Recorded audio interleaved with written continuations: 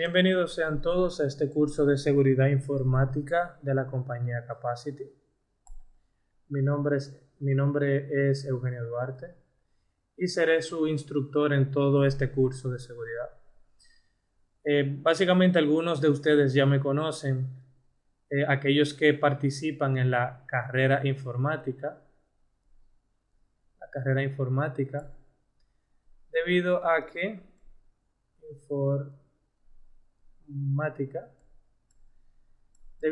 yo soy también el instructor de los cursos de CCNA y el de Linux servidores.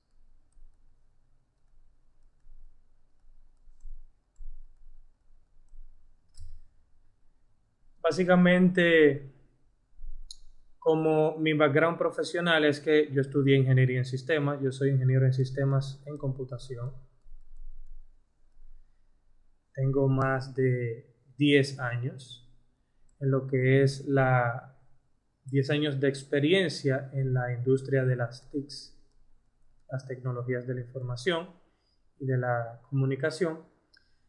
He trabajado e implementado básicamente con tecnologías Cisco y tecnologías Linux. Esta es mi especialización. En todo este tiempo, básicamente me he concentrado en el diseño de redes LAN WAN, redes inalámbricas, configuración de routers, de switches, de firewalls, de IDS. De IDS me refiero a sistemas de detección de intruso, soluciones de VPN. Y básicamente un sinnúmero, todo lo que tiene que ver con las redes, con la infraestructura de la red y la parte de la seguridad de la red. Esa es mi especialización. Actualmente tengo las certificaciones Cisco CCNA, Cisco CCNA Security, Cisco CCNA Voice, CompTIA Security Plus, CompTIA Network Plus, CompTIA Linux Plus y la certificación CWNA que se concentra en la parte de wireless.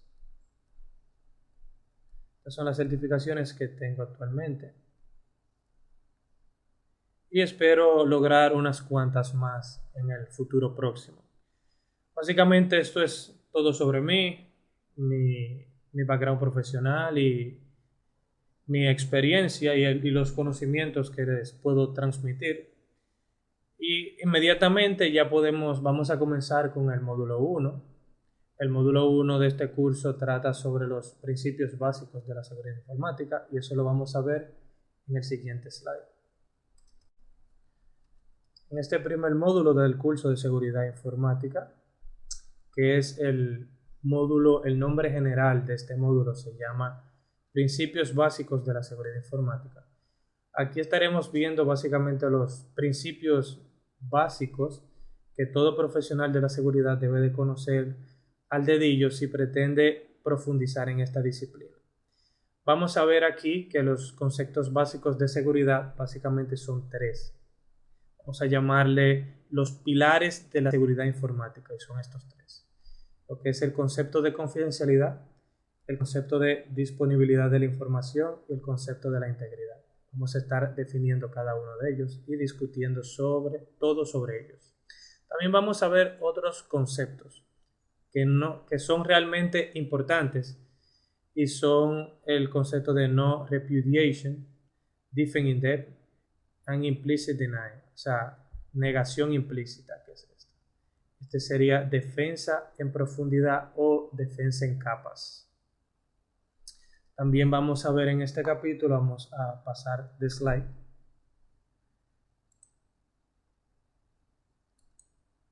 Vamos a ver en este capítulo lo que es el concepto de autenticación.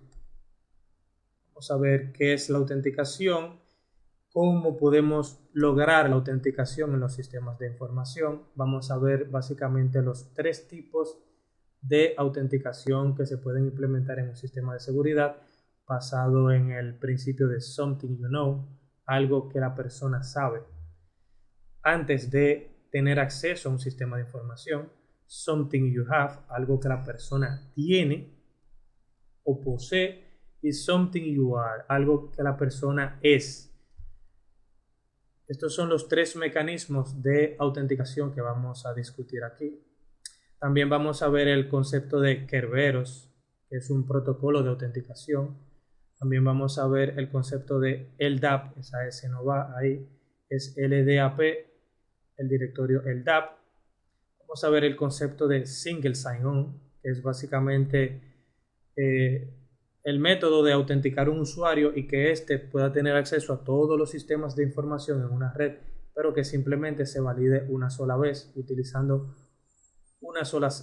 un solo tipo de credenciales. También vamos a ver el protocolo de autenticación IEEE 802.1x. Estos son los temas que vamos a ver básicamente en la parte de autenticación. También estaremos viendo en este tema, en este módulo, lo que es los conceptos de acceso remoto a la red, como son el protocolo PAP, el protocolo SHAP, el protocolo MS-SHAP, el protocolo Radius y el protocolo TACAS. Estos son todos los temas que vamos a ver en este módulo y vamos a comenzar inmediatamente. Fundamentos de la seguridad informática. Básicamente la seguridad informática se basa, todo lo que tiene que ver con seguridad informática se basa sobre tres grandes conceptos. El primer concepto es la confidencialidad y el segundo concepto sería la integridad.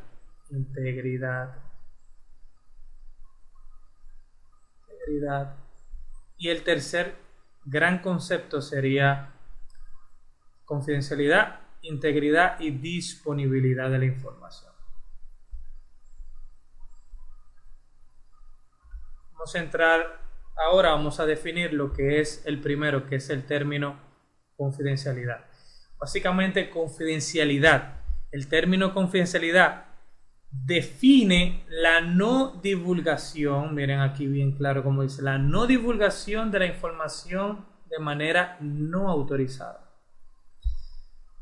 Básicamente, cuando una información es confidencial, significa que esa información no debe estar disponible a ninguna persona o a ninguna entidad que no tenga las credenciales necesarias para tener acceso a dicha información. Obviamente, para lograr la confidencialidad de la información se requieren ciertos mecanismos. En este caso tenemos tres grandes métodos para lograr lo que es la confidencialidad de la información. El primer método es la autenticación, el segundo es el control de acceso y el tercero es la encriptación. Cuando nos referimos a la autenticación, nos referimos al mecanismo por el cual logramos que a través de los sistemas podamos validar a las personas y a los dispositivos que van a tener acceso a dicha información. El método más común de validación actual utilizado es el método de pedirle a la persona que antes de tener acceso a un sistema nos proporcione su username, que es su nombre de usuario, y una contraseña, que es el password. Con estos dos datos podemos entonces validar, autenticar que la persona que pretende entrar a un sistema y tener acceso a cierta información dice ser la persona que realmente es, ya que se supone que las personas que tienen acceso a dicho sistema solamente conocen, esas personas conocen solamente su usuario y su password. Esta información en un sistema donde se pretende tener cierta seguridad no debe de ser compartida entre ninguno de los usuarios. Pero básicamente este es el método más común que se utiliza como método de autenticación. Existen otros mecanismos para autenticar a los usuarios y a los dispositivos. Algunos de ellos son, por ejemplo, el token. En mi caso, cuando yo voy a entrar a mi cuenta bancaria y quiero hacer una transferencia de dinero, yo tengo un token que lo llevo siempre conmigo y ese token tiene una serie de números. Un token viene siendo un dispositivo como esto así. Tiene una pequeña cabecita y tiene una pequeña pantalla. Aquí una pequeña pantallita. Y en esa pantallita aquí salen unos números. Por ejemplo, salen 5, 4, 3, 2, 1. El sistema, por ejemplo, el Internet Banking, me pide a mí que para verificar si realmente yo soy una persona que está autorizada para poder hacer esta transferencia de dinero, me pide que entre el número que se encuentra en ese momento en mi token. Yo puedo ver mi token aquí, simplemente introduzco en el sistema los números que presenta mi token en pantalla, y si el sistema se encuentra sincronizado con mi token, entonces mi autenticación es válida y yo puedo tener acceso al sistema y hacer transferencias de dinero. Esa es otra forma de lograr la autenticación de los usuarios. Otra forma que se utiliza es la validación a nivel de, por ejemplo, de la retina de los ojos.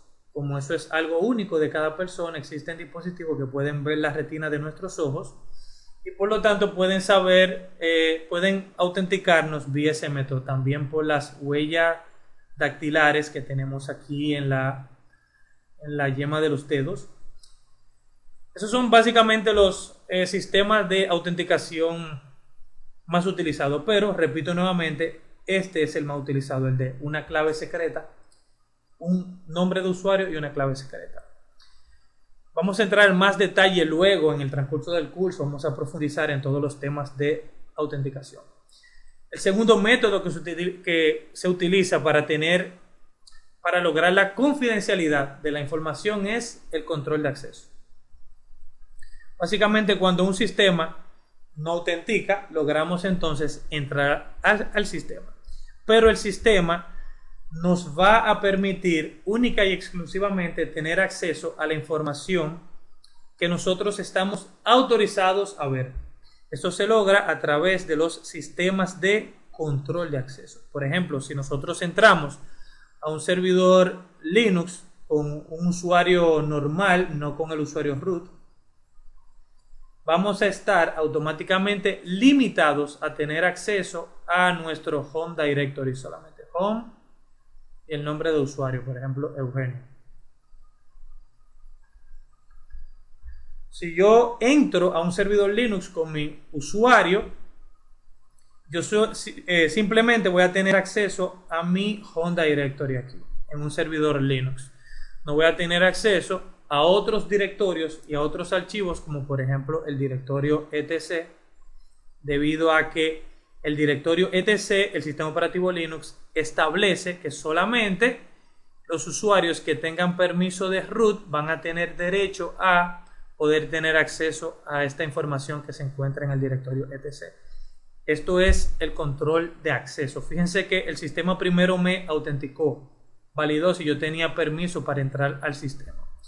Luego de que yo estoy en el sistema, entonces existen otros subsistemas, en este caso son sistemas de control de acceso, que controlan a qué información un usuario va a tener acceso y cómo y cuándo o en qué momento va a tener acceso a cierta información un usuario dentro de un sistema. La tercera forma o el tercer método para lograr lo que es la confidencialidad de la información es a través de lo que llamamos encriptación. También el término encriptación se conoce en castellano como cifrado. El cifrado no es más que el arte de convertir un conjunto de caracteres, una información, convertirla a un formato ilegible para un tercero que no conozca el algoritmo de encriptación. Algoritmo.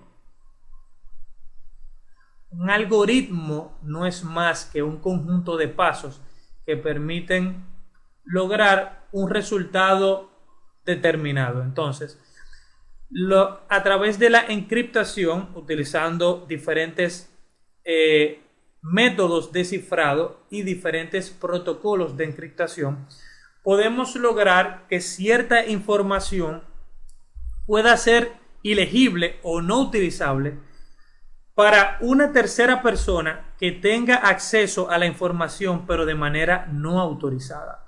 Este es el poder de lo que es la encriptación. Obviamente, la calidad de la encriptación va a depender directamente de qué tan fuerte es el algoritmo de encriptación. Y la fortaleza de un algoritmo de encriptación depende proporcionalmente del tiempo que haya soportado un algoritmo de encriptación a una cantidad de ataques sin que se haya logrado vulnerar lo que es la capacidad de encriptar, de cifrar la información de un determinado algoritmo. Nosotros tenemos básicamente muchas opciones para lograr lo que es la encriptación de la información, pero esos detalles lo vamos a ver más adelante. Aquí pueden ver que nombro algunos algoritmos como es el algoritmo AES, el 3DES, que es muy utilizado, el protocolo SSL, que se utiliza básicamente para cifrar la información entre un navegador cliente y un servidor web al momento de realizar una compra online. Cuando usted paga a través de internet, la información que va desde su computadora hacia el servidor va cifrada a través de este protocolo, y el protocolo IPsec, que se utiliza para encriptar la información a nivel de capa 3 del modelo OSI. IPsec es una mejora que se le hizo al protocolo IPv4 y viene ya, como se diría en inglés, built-in, o ya viene ya incluida dentro de lo que es la implementación del protocolo IPv6. Es decir, IPv6 soporta nativamente la tecnología de IPsec. Eso es todo por el momento sobre lo que es la confidencialidad de la información. Ahora vamos a ver los demás conceptos importantes, que son la integridad de la información y la disponibilidad de la información. Vamos a hablar ahora sobre el segundo concepto o el segundo pilar en el que descansa la seguridad informática. Recuerden que el primero de estos conceptos ya lo hablamos, y es la autenticación.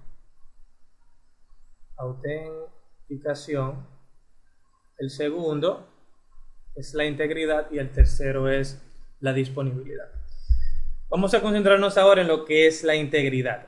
La integridad se define como, el concepto de integridad define la no alteración, la no modificación y la no corrupción de la información al momento de ser enviada a través de un medio de comunicación. Eso es básicamente el concepto de integridad, que en la práctica sería, si yo tengo aquí un host A, y envío la información hacia un host B, la información que se envía desde A hacia B debe de ser íntegra. Es decir, si yo envié un mensaje desde A que decía hola, ese mensaje debió de llegar aquí como hola. Entonces,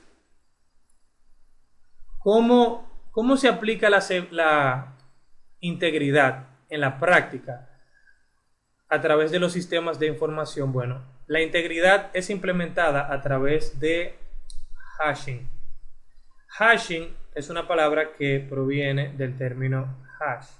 O sea, hashing significa básicamente la acción de aplicar un hash a una información. Pero el hash es simplemente una función matemática que no tiene inversa. Es decir, yo tengo un resultado, una entrada X, y se lo aplico a un hash, y yo le aplico un hash a esa entrada, y el hash me produce una salida Y.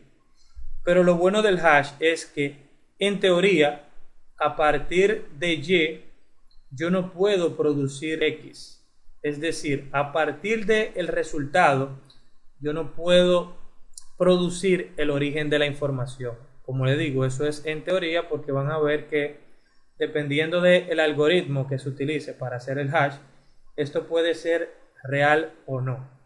Pero básicamente, cuando nosotros enviamos una información desde un nodo A aquí hacia un nodo B en una red de datos, lo que se hace es lo siguiente.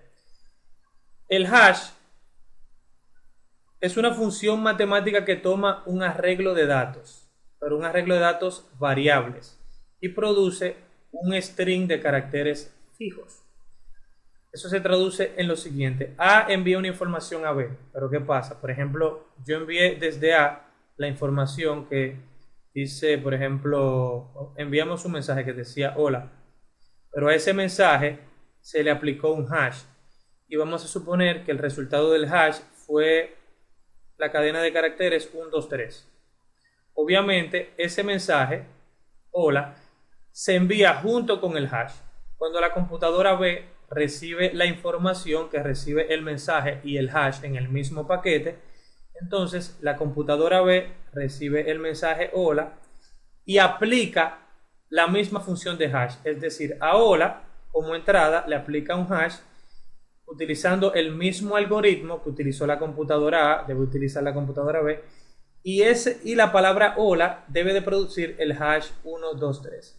Si la computadora B aplica el hash al mensaje que yo le envié, que fue hola, y el hash producido es 1, 2, 3, y es igual que el hash que se envió en el mensaje, entonces el mensaje se supone o se asegura que llegó íntegro y no sufrió ninguna alteración aquí en el medio de comunicación. Fíjense que el principio del hash es simple, o sea, es un principio simple, pero es bien efectivo. Otra cosa del hash es que básicamente, como el arreglo de datos es variable, no importa el tamaño de la entrada que se le aplique aquí a la función de hash, el resultado siempre va a ser un tamaño fijo. Por eso es que ustedes van a ver luego que, dependiendo del algoritmo que se utilice para hacer hash, la salida de un algoritmo de hash va a tener, por ejemplo, un tamaño de 64 bits, va a tener un tamaño de 128 bits, va a tener un tamaño de 256 bits, o va a tener un tamaño, por ejemplo, de 512 bits. O puede ser que también tenga un tamaño de 1024 o de 2048 bits. La idea es que mientras más bits tiene una salida del hash, más difícil es poder romper el algoritmo de hash a través de lo que se llama fuerza bruta o brute force, fuerza bruta. Un ataque de fuerza bruta es simplemente que a través de un programa intentan adivinar cuál es el hash final, cuál es el hash aquí final, produciendo una cadena de caracteres y comparándolo con el hash final. Por ejemplo, aquí tengo Y, que sería el hash final, y lo que hace un programa de fuerza bruta para poder tratar de romper un hash es producir cadena de caracteres X y ver aquí el resultado Y compararlo con el hash que ellos quieren romper. Al momento que concuerda el Y que se produce del programa de craqueo con el Y, o la función final del hash que ellos están tratando de romper, entonces han logrado han logrado romper el algoritmo. Pero por eso es que mientras más bits tiene la salida de un hash, más seguro es lo que sería un algoritmo de hashing. Esto es básicamente lo que es la integridad y cómo esta es aplicada en la práctica en los sistemas de información. Vamos ahora a discutir el tercer pilar o el tercer gran concepto o fundamento de lo que es la seguridad informática. Este es el concepto de disponibilidad. Anteriormente estuvimos discutiendo lo que es la confidencialidad.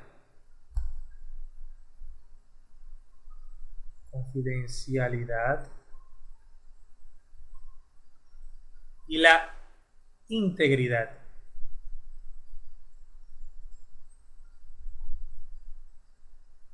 La seguridad informática está basado en estos tres grandes conceptos. La información debe de permanecer confidencial, es decir, solamente las personas que tengan el acceso requerido para ver dicha información son los que deben de tener acceso a poder ver esa información.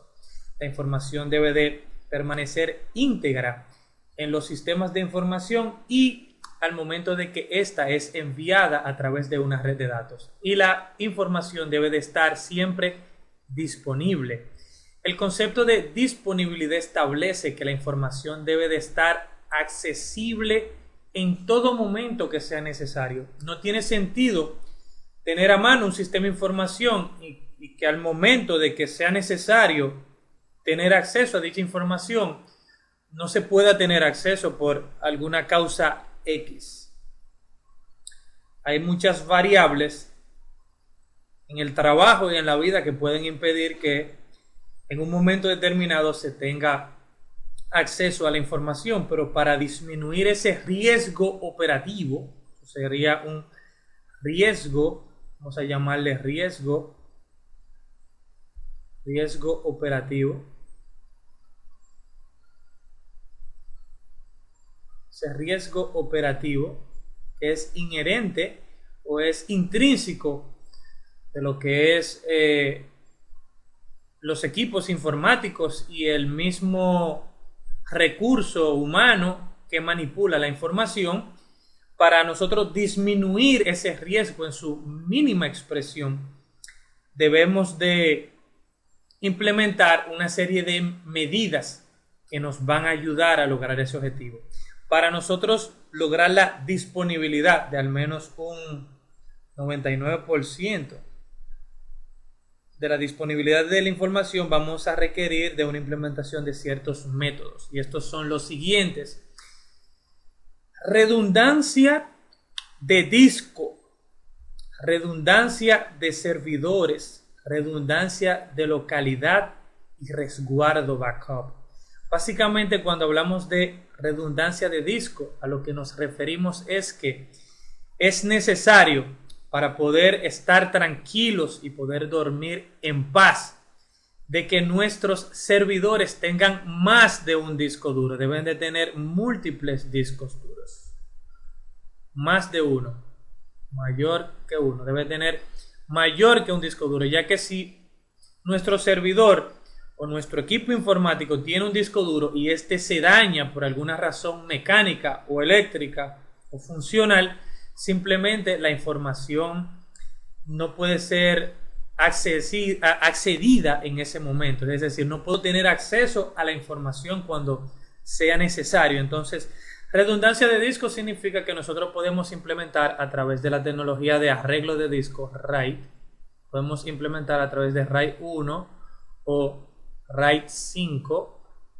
Podemos implementar lo que es la redundancia de discos y tener lo que sería un arreglo. En caso de que un disco se dañe, bueno, entonces la información no se pierde.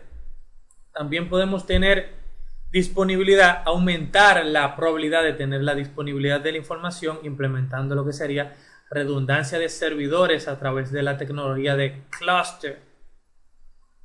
Un cluster no es más que la tecnología que me permite tener, por ejemplo, un servidor aquí y tener otro servidor redundante, y en caso de que mi servidor A, que sería este, y este sería mi servidor B, en caso de que el servidor A se dañe completamente, es decir, se le dañe el motherboard, se le dañe la memoria, se le dañe cualquier componente, el power supply, este pueda ser sustituido automáticamente de manera inmediata por otro servidor B, y ese servidor B pueda seguir brindando la misma información que tenía A y el mismo servicio que tenía B. Eso se llama redundancia de servidor.